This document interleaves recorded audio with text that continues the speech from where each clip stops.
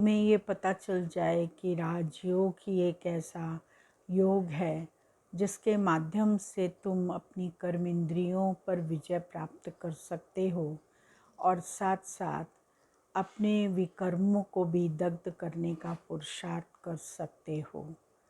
18 तारीख की वाणी है। मीठे बच्चे, बाबा कितनी दूर से तुम्हें पढ़ाने आते हैं।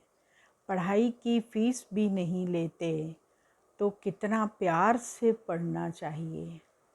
प्रश्न है, रूहानी गवर्नमेंट ने सारी दुनिया के लिए यह फ्री स्कूल खोला है, क्यों? उत्तर, क्योंकि सभी ऑर्फन निधन के बन गए हैं। बाप ऐसे गरीब बच्चों को से फीस क्या लेंगे। इस अंतिम जन्म में बाप ऐसी पढ़ाई पढ़ाते हैं जिससे तुम विश्व का मालिक बन जाते हो। जो नए नए बच्चे पढ़ने के लिए आते हैं उन्हें भी कोई घाटा नहीं होगा। भल पिछाड़ी में आए हैं, लेकिन थोड़ी मेहनत कर पुरानों से भी आगे जा सकते हैं। गीत बजा है, जाग सजनिया जाग, नव युग आया। ओम शांति। मीठे मीठे रूहानी बच्चों ने गीत सुना। रूहानी बाप ने कहा, यहाँ तुम बच्चों को आत्म अभिमानी हो बैठना होता है। परम पिता परमात्मा और बच्चे अभी आकर मिले हैं। इसको कहा जाता है आत्माओं और परम पिता परमात्मा का इस सृष्टि पर मेला। यह मेला एक ही बार होता है। आधा कल्प सतयुग त्रेता में कोई बुलाते ही नहीं। तुम बच्चे सुखी रहते हो। जो सुख तुम आत्माएं अभी पा रही हो। तुम पहले सतो प्रधान थे, अभी तमो प्रधान पतित बन पड़े हो। फिर बाप पावन बनाते हैं। जब पुजारी बनते हो तो दुखी होते हो। 5 विकारों के कारण ही दुख होता है। जितना जितना सीढ़ी उतरते जाते हो उतना दुखी होते जाते हो। अभी तुम बच्चे जानते हो दुख के पहाड़ गिरने हैं, अति दुख आने वाला है। इस पुरानी दुनिया का अब विनाश होना है। तुम्हारी बुद्धि जानती है बाबा है निराकार। वह टीचर बनकर हम सालिग्रामों को पढ़ाते हैं। कहते हैं, बच्चों हम फिर से तुमको विश्व का मालिक बनाने आया हूँ। 5000 वर्ष पहले भी तुम स्वर्ग के मालिक थे। याद है ना, संगम पर ही तुमको बनाया था। अभी फिर तुमको मनुष्य से देवता बैकुंठ स्वर्ग का मालिक बनाने आया हूँ। तुमको यह वर्षा दिया था, फिर तुमको 84 जन्म लेने पड़े। अभी तुम्हारे 84 जन्म पूरे हुए हैं। अभी मैं आया हूँ। फिर तुमको पहले नंबर जन्म से शुरू करना है। मैं तुम्हारा बाप तुमको पढ़ाता भी हूँ। अब बाप पढ़ाने की फी बच्चों से लेगा। बाप पढ़ाएगा अपने बच्चों को तो पढ़ाने की फीस उनसे लेगा। बच्चों से फी कैसे लेंगे? 1 पाई भी फी नहीं लेता हूँ। बाबा ने कोई फीस ही नहीं लेता हूँ। कितना दूर परम धाम से आता हूँ तुमको पढ़ाने। यह नौकरी करने रोज आता हूँ। रोज़ परम धाम से आता हूँ, रोज़ जाता हूँ, ये मेरी नौकरी है। कोई की नौकरी दूर कहाँ होती है, तो रोज़ आना जाना होता है ना। तुम जानते हो बाबा ज्ञान का सागर है, जो हमको सृष्टि के आदि मध्यंत का ज्ञान देते हैं।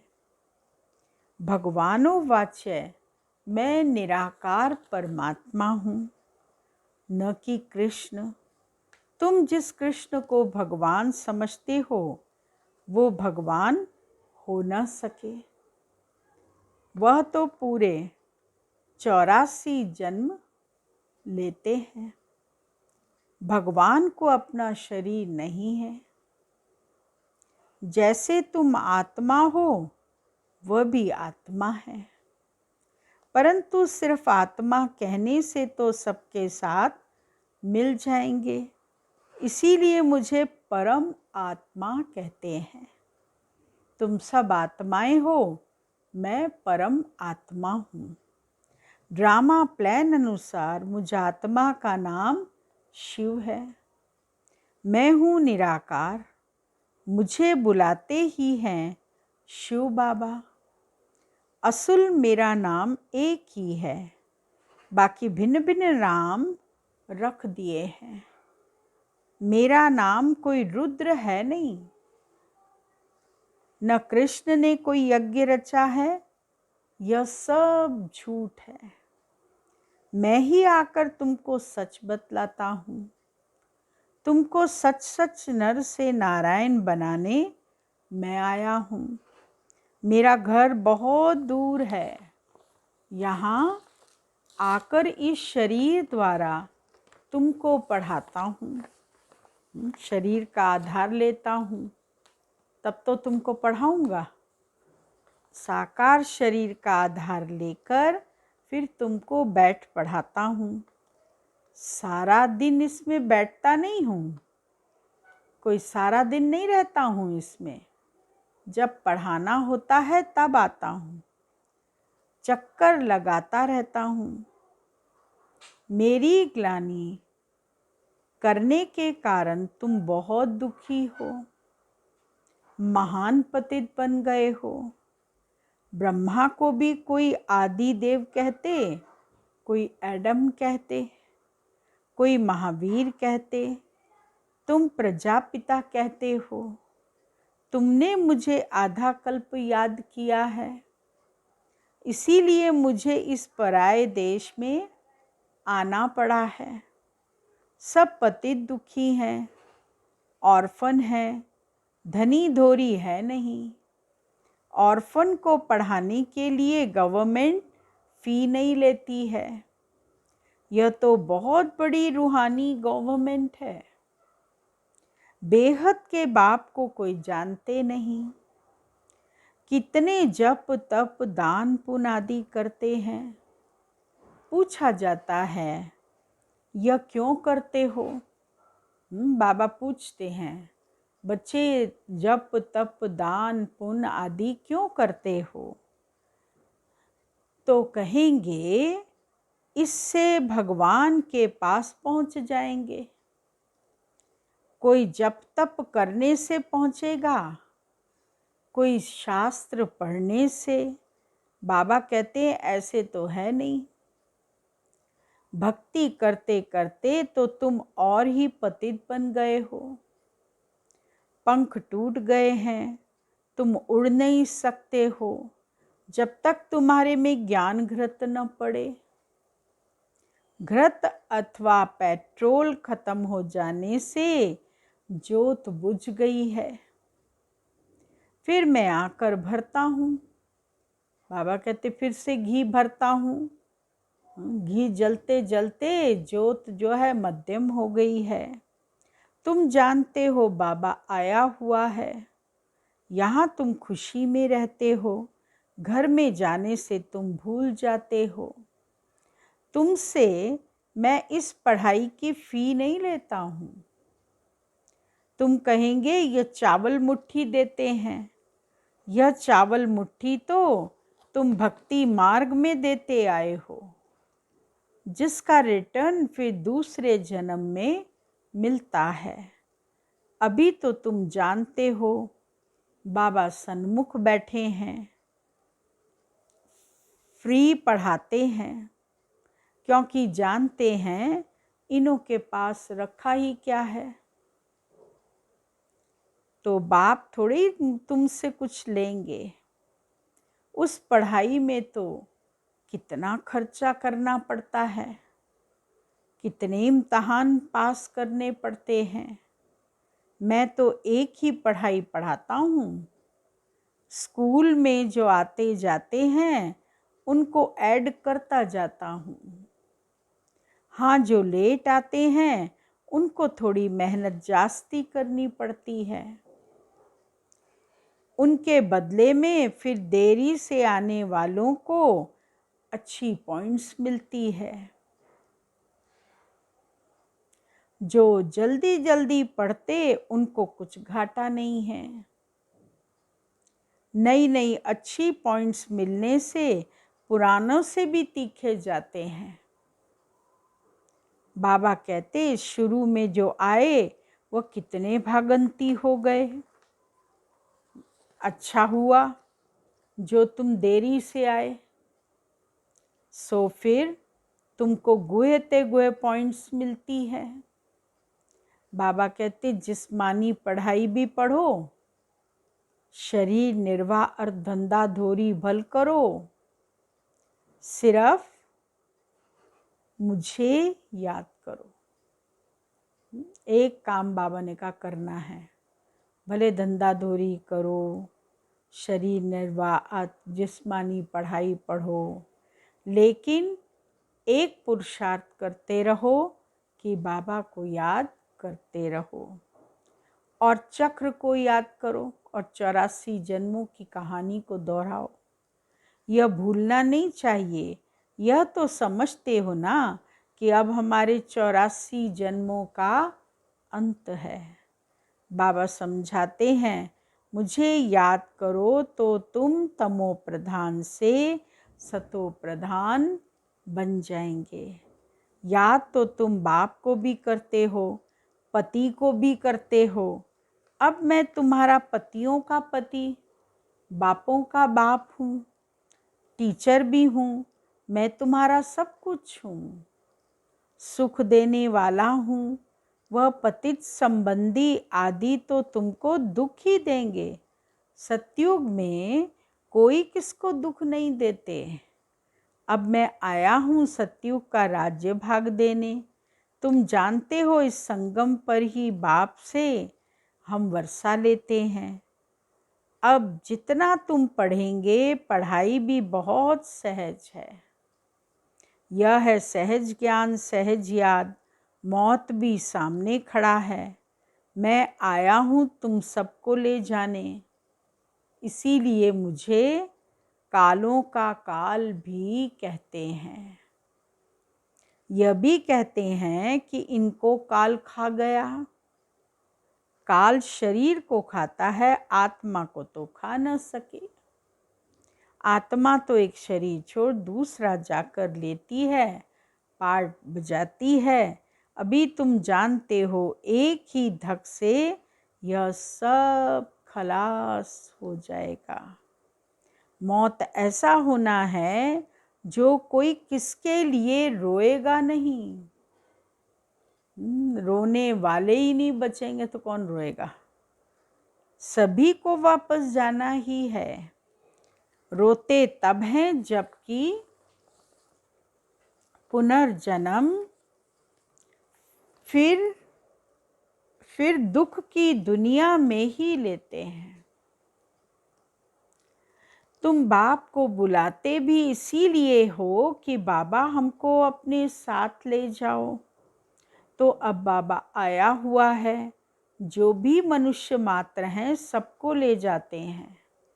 विनाश होगा तो सब मरेगा, रहेगा कोई नहीं। गवर्नमेंट अपना प्लान बना रही है। मनुष्य सृष्टि तो बढ़ती ही जाती है। छोटी छोटी टाल टालियों में भी कितने पत्ते निकल आते हैं। झाड़ तो बढ़ेगा ही, परंतु उनकी आयु भी ज़रूर है। कल्प वृक्ष की आयु कोई लाखों वर्ष थोड़े ही है। अभी बाप तुमको पढ़ा रहे हैं पूज्य देवी देवता बनाने के लिए। पहले पहले बाप तुमको ही मिलता है और धर्म वाले तो आते ही पिछाड़ी में हैं।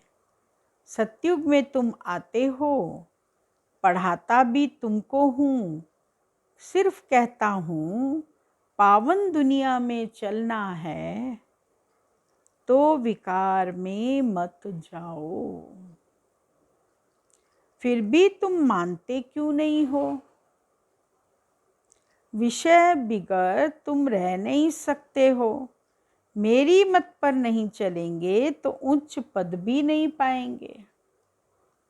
तुम्हारी आश ही थी कृष्णपुरी में जाने की, तो कृष्ण की राजधानी में जाएंगे वा प्रजा में। कृष्ण के साथ खेल पाल तो प्रिंस प्रिंसेस करेंगे, प्रजा थोड़ी करेगी। यह मम्मा बाबा भी पढ़ रहे हैं। तुम जानते हो राधे कृष्ण फिर स्वयंवर के बाद लक्ष्मी नारायण बनेंगे। राजाई वालों की ही माला बनती है ना, 8 दाने में आओ। अच्छा 8 में नहीं तो 108 में आ जाओ। कम से कम 16,108 में तो आओ। यह है ही राजयोग। बाप की श्रीमत पर चलना चाहिए। घर के भांतियों को भी समझाओ, अपने रिश्तेदारों को भी समझाओ। बाप तुमको समझाते हैं औरों को समझाने के लिए। पुरानी दुनिया का विनाश होना ही है। महाभारत की लड़ाई भी प्रसिद्ध है। जबकि भगवान आया था, भगवान ने ही आकर राजयोग सिखलाया था। स्वर्ग की स्थापना और नरक का विनाश हुआ। यह समय वही है, फिर राजधानी स्थापन हो जाएगी। सतयुग में दूसरा धर्म होता ही नहीं। भारत कितना सिरताज था, कितना साहूकार था। क्रिश्चियन लोग सब यहाँ से ही साहूकार हुए हैं। सोमनाथ के मंदिर से भी कितना माल ले गए, ऊंट भरकर। यह तो एक मंदिर की बात है, भारत में बहुत मंदिर थे। बाप सारे झाड़ का राज समझाते हैं।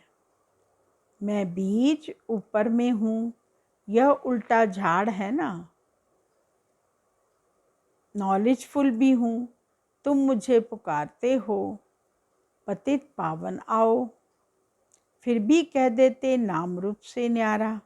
रावण ने सबको एकदम बेसमझ बना दिया है। अब तुमको स्मृति आई है, हमारा बाप कौन है, यह चक्र कैसे फिरता है। सबकी समझ तो एक नहीं होती। एक की समझ न मिले दूसरे से, एक के फीचर्स न मिले दूसरे से, तो अब तुम बच्चों को बाप का बनना चाहिए ना। वह बाप भी है, टीचर भी है और सतगुरु भी है। तुम जानते हो यह फी कुछ लेते नहीं। बिगर कौड़ी खर्चा तुमको 21 जन्मों के लिए राजाई मिल जाती है। तुम भक्ति मार्ग में ईश्वर अर्थ कुछ देते थे तो दूसरे जन्म में तुमको मिलता था। अभी तो मैं डायरेक्ट आकर भारत को स्वर्ग बनाता हूँ। इसमें जो कुछ खर्चा लगता है वह बच्चों का ही लगता है। बच्चों को ही कहेंगे खर्चा करना है। इस एक ब्रह्मा को अच्छी तरह पकड़ा खर्चा करने के लिए। इसमें प्रवेश कर इनसे सब कुछ कराया। यह तो झट स्वाहा हो गया। ब्रह्मा बाबा को कहा तो वो झट से स्वाहा हो गया। सब कुछ जो इनके पास था वह दे दिया। बाबा बोले बैगर बन जाओ तो फिर ऐसा प्रिंस बनाऊंगा। साक्षात्कार करा दिया। ख्याल आया अब यह क्या करेंगे, विनाश होना ही है।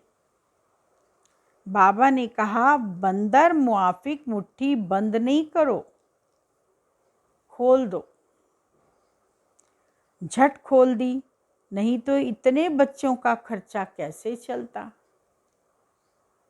बच्चू बादशाह, पीरू वजीर, यह हो गया। एक को ही पैसे के लिए पकड़ लिया। शिव बाबा ने केवल ब्रह्मा बाबा को ही पकड़ा पैसों के लिए और उसका सब कुछ स्वाहा करा दिया। तुम बच्चों की भट्टी बननी थी, स्कूल भी बने थे, अभी तुम होशियार हो, फिर औरों को भी पढ़ाते हो। तुम कितनों का कल्याण करते हो।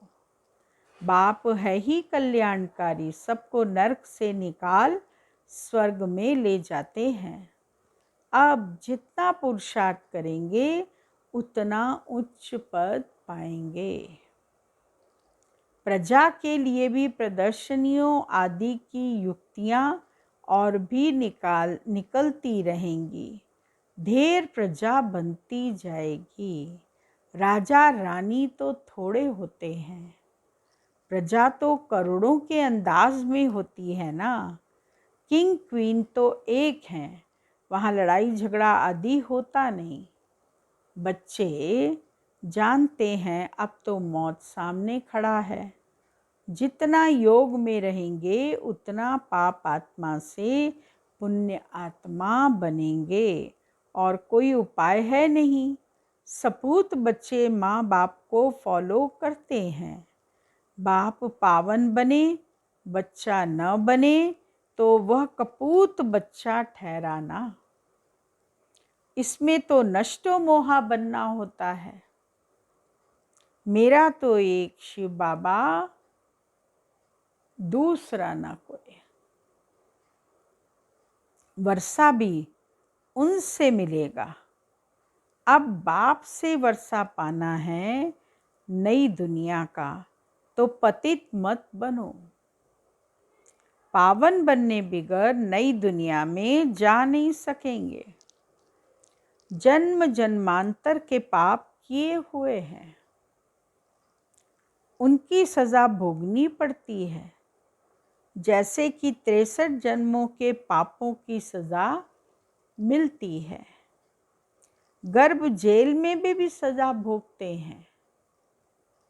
सतयुग में कोई जेल आदि होती नहीं, है ही स्वर्ग। अब बाप साधारण तन में आए हैं, इसीलिए बाप को पहचानते नहीं हैं। बाप के साथ योग लगाने से ही आत्मा पावन बनेगी। बाप कहते हैं मैं पतित दुनिया पतित शरीर में आता हूँ, फिर इनको नंबर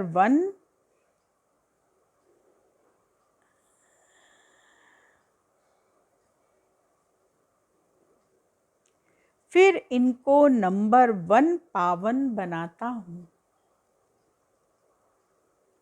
तत्वम, तुम भी पावन बनते हो।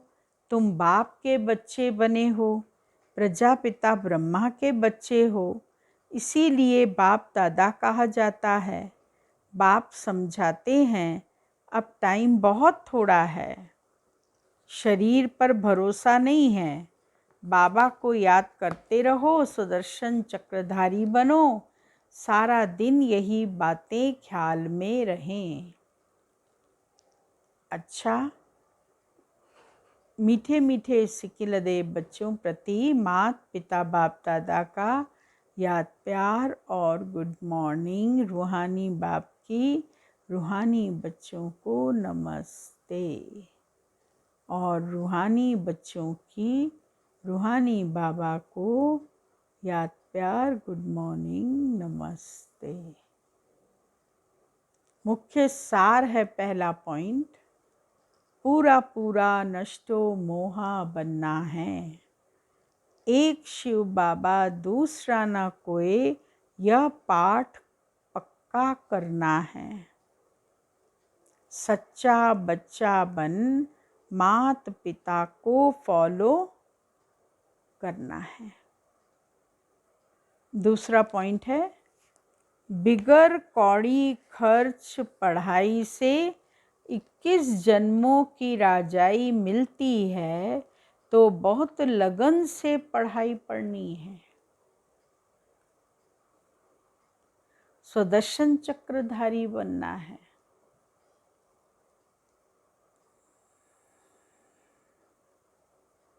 वरदान है, सर्व खजानों से भरपूर बन अपने चेहरे द्वारा सेवा करने वाले सच्चे सेवाधारी भव। जो बच्चे सर्व खजानों से सदा संपन्न व भरपूर रहते हैं, उनके नैनों व मस्तक द्वारा ईश्वरीय नशा दिखाई देता है। उनका चेहरा ही सेवा करता है। जिसके पास जास्ती अथवा कम जमा होता है, तो वह भी उनके चेहरे से दिखाई देता है। जैसे कोई उच्च कुल का होता है, तो उनके चेहरे से वह झलक और फलक दिखाई देती है। ऐसे आपकी सूरत हर संकल्प, हर कर्म को स्पष्ट करे, तब कहेंगे सच्चे सेवाधारी। स्लोगन है, समय और संकल्प के खजाने की बचत कर जमा का खाता बढ़ाओ। आज का व्यक्ति इशारे का पॉइंट है,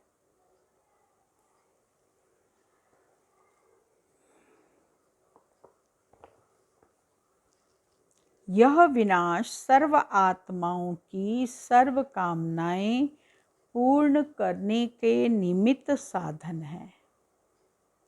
यह साधन आपकी साधना द्वारा पूरा होगा। ऐसा संकल्प इमर्ज होना चाहिए कि अब सर्व आत्माओं का कल्याण हो। सर्व तड़पती हुई दुखी और अशांत आत्माएं वरदाता बाप और बच्चों द्वारा वरदान प्राप्त कर सदा शांत और सुखी बन जाएं और अब घर चलें। ओम शांति।